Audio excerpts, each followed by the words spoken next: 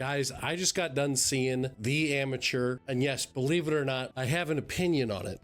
Get your Mountain Dew Citrus Energy game fuels ready and let's game. First things first, I'm looking at the Rotten Tomato score. Dude, hoo boy, we have ourselves another beautiful example of what the hell are the critics smoking? Because I don't want whatever they're smoking. Guys, currently, 60%, audience score is at 88%. That is actually insane. That is actually insane. This is a great movie. It's a great movie. Is it a perfect movie? No, I have plenty of little minor issues here and there.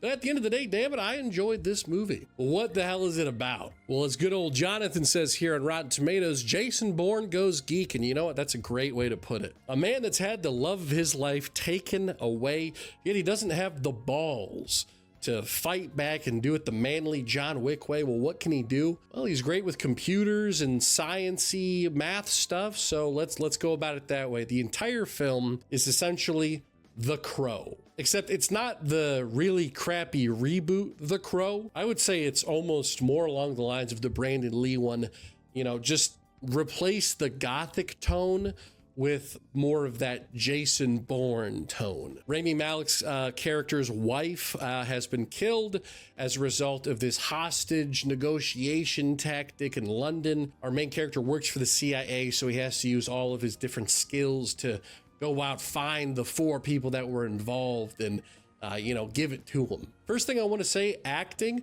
My boy Rami, hot damn, dude, he is super good. I will admittedly admit I have not seen that much of him, aside from obviously Bohemian Rhapsody, which he was also fantastic in. But other actors like Lawrence Fishburne, just fantastic. As for the story itself, I think it is a fantastic premise.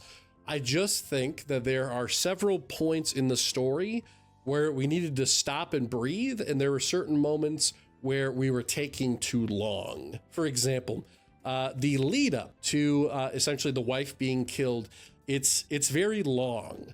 There's a lot of time that we spend slowly getting to know Rami's character, which is great for his character development.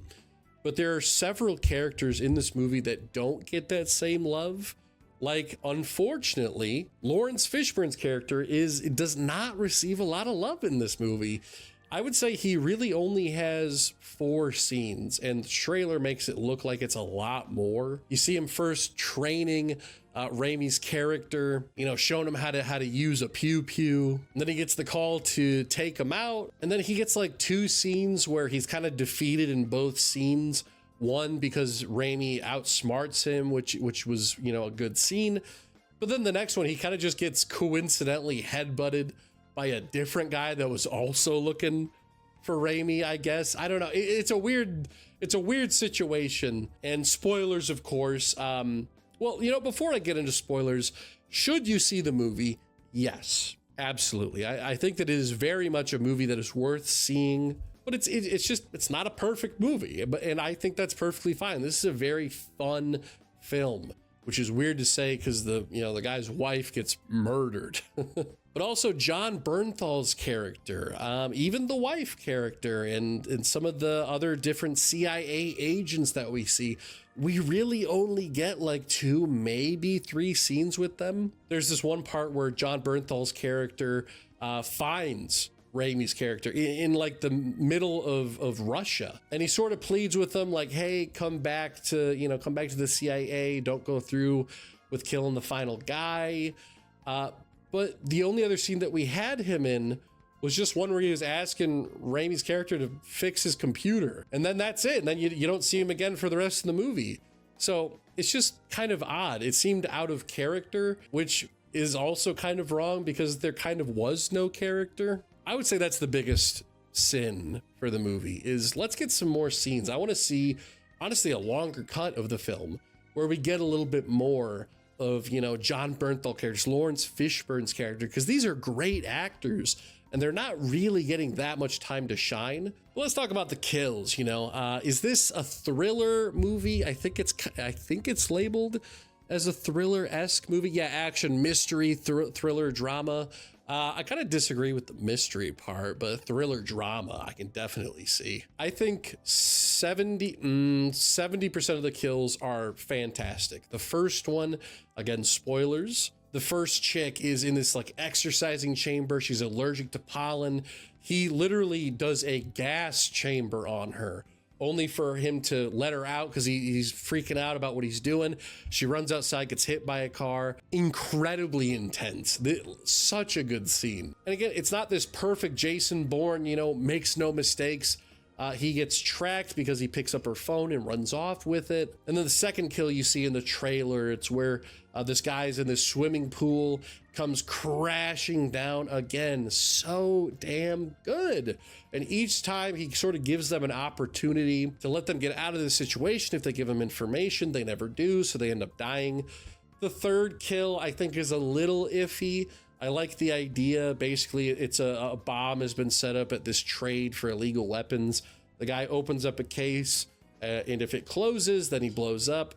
You see the explosion, but you don't see the guy, you know, be exploded. It's sort of just, you know, it's implied that he dies, but nothing really comes of that. Then the final guy just gets arrested, which I do think that is a good sort of twist. He wanted to make the final guy feel the same fear that he made his wife fear. I really like that. That is super, super good. I only wish, and my main problem with these kills, I only wish that, again, I need more time with these characters, because even as these kills are happening, I don't really know much about them. You know, the last thing that I'm thinking of, considering on Rotten Tomatoes, it says that it's a mystery. That actually kind of bugs me, because you know what? When I was watching the film, there were definitely quite a few times where I was thinking to myself, like, oh, you know, maybe this person's good, maybe this person's bad.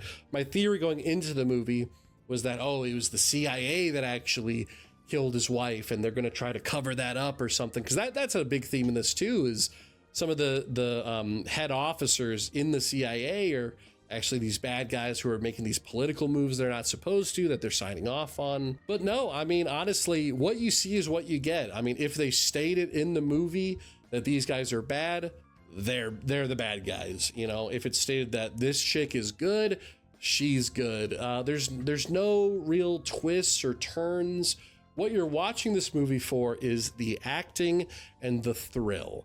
And both of those do an incredible job. I think this is easily one of my favorite action pieces of the year so far. While it's not perfect, I think it's absolutely worth a watch. I'm going to give The Amateur a super solid 7 out of 10.